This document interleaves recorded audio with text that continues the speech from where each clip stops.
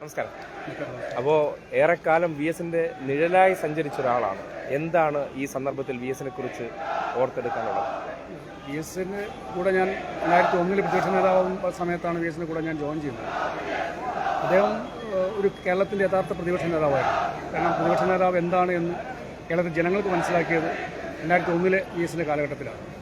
ഒരു വിഷയം പാവങ്ങളുടെ ആയാലും മറ്റ് പട്ടിണിക്കാരുടെ ആയാലും സ്ത്രീപക്ഷ വിഷയങ്ങളായാലും ഒക്കെ അറിഞ്ഞു കഴിഞ്ഞാൽ ആ വിഷയം എന്താണെന്ന് മനസ്സിലാക്കാൻ അവിടെ പോയി പ്രശ്നങ്ങൾ മനസ്സിലാക്കി അത് സഭയിൽ അവതരിപ്പിക്കുന്ന രീതി അവലംബിച്ചത് ആദ്യമായിട്ട് വി എസ് ആയിരുന്നു.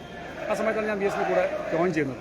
അദ്ദേഹത്തിനോട് യാത്രകൾ, അദ്ദേഹം പിന്നീട് മുഖ്യമന്ത്രിയായപ്പോൾ അദ്ദേഹത്തിൻ്റെ കൂടെ 5 കൊല്ലം, പിന്നീടുള്ള പ്രതിപക്ഷ നേതൃ സമയത്ത് ഇങ്ങനെ ദീർഘകാലം അദ്ദേഹത്തിൻ്റെ ഒപ്പം ഒരു കൂടെ സഞ്ചരിക്കാനും അദ്ദേഹം ഇടപെടുന്ന വിഷയങ്ങളിൽ മനസ്സിലാക്കാനും അദ്ദേഹം ഇടപെടുന്ന നന്മയുടെ രാഷ്ട്രീയത്തിലും അതുപോലെ തന്നെ അശരണയുടെ രാഷ്ട്രീയത്തിലും ഒക്കെ കൂടെ നിൽക്കാനും കഴിഞ്ഞു എന്നതിൽ എൻ്റെ ജീവിതത്തിലെ ഏറ്റവും മഹാഭാഗ്യമായിട്ടാണ് ഞാൻ കാണുന്നത്.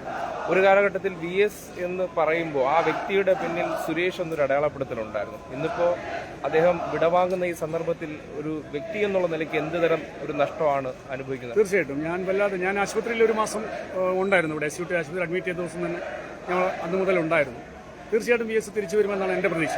എൻ്റെ മാത്രമല്ല, ആയിരക്കണക്കിന് 10,000-കണക്കിന് വി എസിനെ സ്നേഹിക്കുന്ന ആളുകളുടെ പ്രതീക്ഷ അതായിരുന്നു. കാരണം വി എസ് ഒരു പോരാളിയാണ്.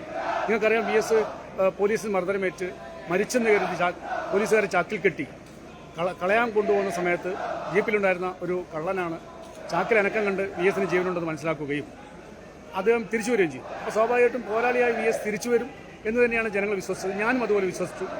അദ്ദേഹത്തിൻ്റെ വിയോഗത്തിൽ പക്ഷേ ഇപ്പോഴും വിശ്വസിക്കാനാവുന്നില്ല. കേരളത്തിൻ്റെ കാവൽ നഷ്ടപ്പെട്ടു എന്നാണ് എനിക്ക് പറയാനുള്ളത്. കേരളത്തിൻ്റെ രക്ഷകർത്തൃത്വം നഷ്ടപ്പെട്ടു വി എസിൻ്റെ അഭാവത്തിലൂടെ എന്നാണ് പറയാനുള്ളത്. വി എസിൻ്റെ നഷ്ടം കേരളത്തിന് നികത്താനാവില്ല. വ്യക്തിപരമായിട്ട് നോക്കുകയാണെങ്കിൽ, വ്യക്തിപരമായിട്ട് എനിക്ക് എൻ്റെ കുടുംബാംഗങ്ങൾ മുഴുവൻ എൻ്റെ അച്ഛനും അമ്മയൊക്കെ മരിച്ചിരുന്നു.